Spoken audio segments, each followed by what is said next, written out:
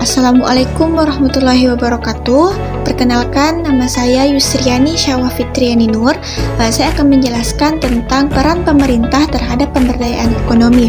Mungkin langsung saja, peran pemerintah terhadap pemberdayaan ekonomi adalah pemerintah memiliki peran penting dalam memberdayakan ekonomi masyarakat, khususnya dalam menciptakan kondisi yang mendukung pertumbuhan ekonomi inklusif dan berkelanjutan. Nah, peran ini dijalankan melalui 4 fungsi utama, yaitu yang pertama, pemerintah sebagai regulator. Nah, peran pemerintah sebagai regulator berarti pemerintah memiliki tanggung jawab untuk mengatur, mengawasi, dan menciptakan kerangka hukum serta kebijakan yang mendukung terciptanya sistem ekonomi yang stabil, adil, dan berkelanjutan. Nah, berikut beberapa poin penting dari peran pemerintah sebagai regulator. Itu yang pertama, membuat kebijakan ekonomi yang mendukung pemberdayaan. Nah, pemerintah merumuskan berbagai kebijakan makro dan mikroekonomi yang melalui kebijakan fiskal seperti anggaran, pajak, dan subsidi, kebijakan moneter seperti pengaturan suku bunga, jumlah uang yang beredar. Yang terakhir itu kebijakan sektoral seperti industri pertanian dan perdagangan. Nah, yang kedua itu membuat peraturan dan perundang-undangan. Nah, pemerintah bertugas menyusun peraturan perundang-undangan yang mengatur hak dan kewajiban pelaku ekonomi, misalnya Undang-Undang Nomor 20 Tahun 2008 tentang UMKM yang memberikan definisi, kriteria, serta perlindungan dan pengembangan usaha kecil. Selanjutnya itu Undang-Undang Cipta Kerja yang mengatur kemudahan perizinan berusaha. Yang ketiga, melindungi pelaku usaha kecil dan menengah. Pemerintah sebagai regulator bertugas untuk melindungi UMKM dari praktik monopoli atau kartel, menjamin akses yang adil terhadap pasar, bahan baku, dan modal. Yang keempat itu menjaga keseimbangan antara kepentingan ekonomi dan sosial. Nah, tak hanya keuntungan, pemerintah juga harus mempertimbangkan aspek keadilan sosial seperti upah minimum regional atau UMR untuk pekerja, ketentuan perlindungan konsumen, dan standar produk dan keamanan usaha. Yang kelima itu mengawasi dan menegakkan hukum ekonomi. Nah, pemerintah bertanggung jawab dalam mengawasi pelaksanaan melalui lembaga pengawas seperti KPPU, OJK, dan BPOM. Nah, yang kedua itu pemerintah sebagai fasilitator. Nah, dalam menjalankan perannya sebagai fasilitator, pemerintah bertindak sebagai penyedia dukungan, pembuka akses, serta pemberi layanan yang memungkinkan masyarakat, khususnya pelaku usaha kecil dan menengah, dapat menjalankan aktivitas ekonominya secara lebih mudah dan produktif. Nah, peran fasilitator ini menekankan bahwa pemerintah tidak selalu harus terlibat langsung sebagai pelaku usaha, melainkan lebih kepada menciptakan lingkungan yang kondusif dan memberikan berbagai bentuk fasilitas yang dibutuhkan oleh masyarakat dan pelaku ekonomi. Nah, berikut beberapa poin penting dari peran pemerintah sebagai fasilitator itu. Yang pertama, penyediaan sarana dan prasarana ekonomi. Yang kedua, peningkatan kapasitas sumber daya manusia atau SDM.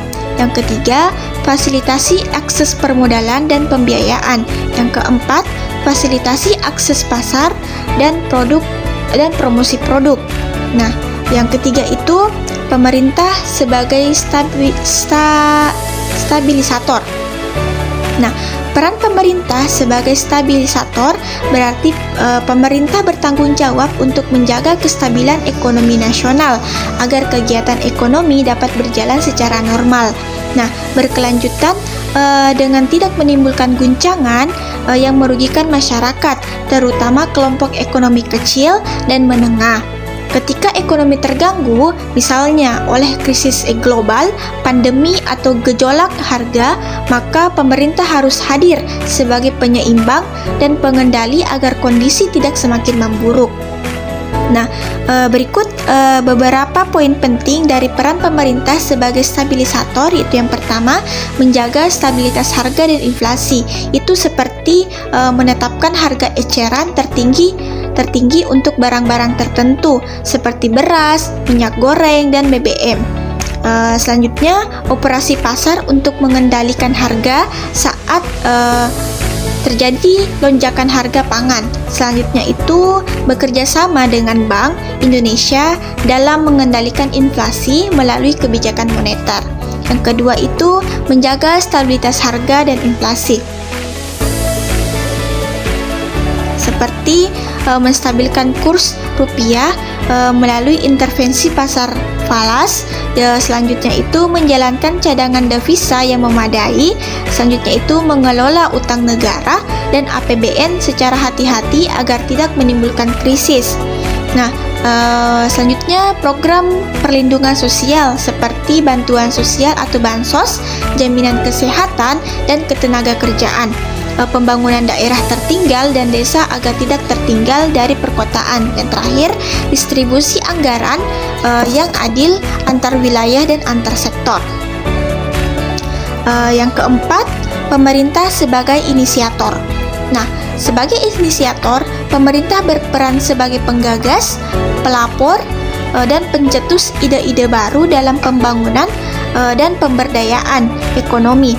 Nah, peran ini menunjukkan bahwa pemerintah tidak hanya menunggu atau merespon dinamika pasar, tetapi juga aktif menciptakan arah dan terobosan baru dalam mengembangkan potensi ekonomi masyarakat, terutama sektor-sektor yang belum tergarap maksimal atau kelompok-kelompok yang masih tertinggal. Nah, berikut beberapa poin penting dari peran pemerintah sebagai inisiator. Yang pertama itu menggagas program inovatif pemberdayaan ekonomi masyarakat.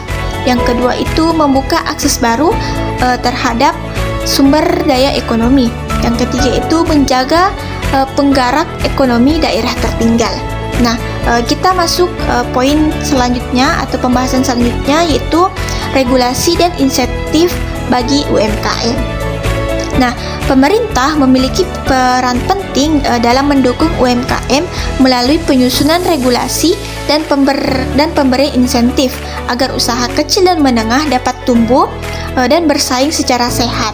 Nah, dukungan ini terbagi dalam beberapa aspek utama. Yang pertama itu regulasi untuk perlindungan dan pengembangan UMKM. Nah, peraturan yang diterbitkan pemerintah memiliki peran penting dalam memberikan perlindungan terhadap keberlanjutan usaha kecil dan menengah atau UMKM, serta mendukung proses pengembangannya. Regulasi ini bertujuan untuk menciptakan keadilan dan kepastian hukum bagi pelaku UMKM agar mereka dapat beroperasi dengan lebih efektif dan efisien.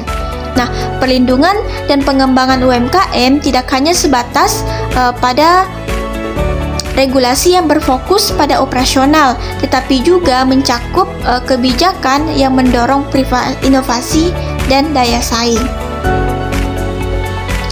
Nah, berikut beberapa aspek dari regulasi untuk perlindungan dan pengembangan UMKM. Yang pertama itu kebijakan perlindungan hukum bagi UMKM. Yang kedua, peraturan perizinan dan kemudahan berusaha. Yang ketiga, regulasi untuk pengembangan kualitas dan daya saing UMKM. Nah, kita masuk di bagian insentif fiskal dan insentif non-fiskal.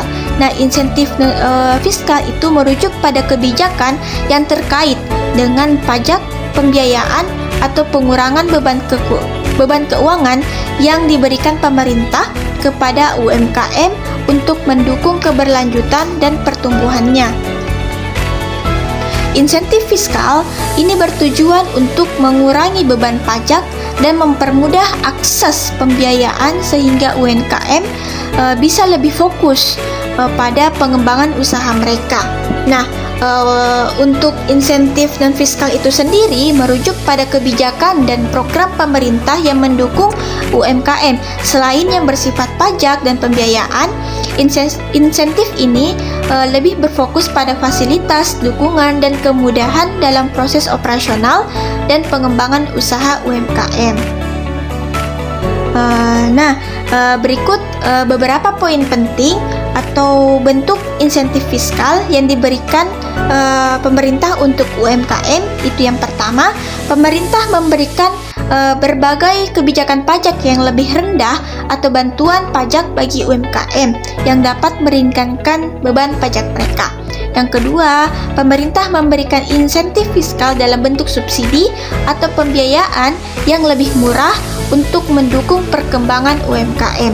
Yang ketiga, bagi UMKM yang terlibat dalam ekspor atau impor bahan baku, pemerintah memberikan insentif berupa pengurangan bea masuk atau pajak impor agar UMKM dapat mengakses bahan baku atau teknologi lebih murah. Nah, masuk di kebijakan atau bentuk insentif non fiskal yang diberikan oleh pemerintah itu yang pertama, penyediaan infrastruktur dan fasilitas pendukung pemerintah melalui berbagai program dan kebijakan memberikan infrastruktur dan fasilitas untuk mendukung pengembangan UMKM. Yang kedua, pemerintah memberikan insentif non fiskal dengan membantu UMKM yang lebih luas melalui digitalisasi UMKM, program BBI, dan pameran serta bazar. Yang ketiga, pemerintah juga memberikan insentif non-fiskal dalam bentuk pendampingan bisnis, yaitu memberikan dampingan teknis atau manajerial untuk pelaku UMKM. Yang keempat, pemerintah memberikan kemudahan bagi UMKM untuk berkolaborasi atau berkomitmen dengan perusahaan besar atau lembaga sehingga dapat meningkatkan kualitas dan kuantitas produksi serta daya saing mereka. Nah, poin terakhir itu transformasi digital UMKM. Nah, transformasi digital UMKM merujuk pada proses adopsi teknologi dan pemanfaatan platform digital oleh pelaku usaha mikro, kecil, dan menengah atau UMKM untuk meningkatkan efisiensi operasional, akses pasar, serta daya saing. Perkembangan teknologi digital, khususnya internet dan perangkat mobile, membuka peluang bagi UMKM untuk memperluas pasar, meningkatkan produktivitas, dan menjalankan operasional usaha secara lebih efektif. Dengan mendorong UMKM untuk mengadopsi teknologi digital, pemerintah bertujuan untuk menciptakan ekosistem digital yang inklusif dan memberdayakan pelaku usaha untuk mengoptimalkan potensi yang ada, bahkan dalam menghadapi tantangan ekonomi global.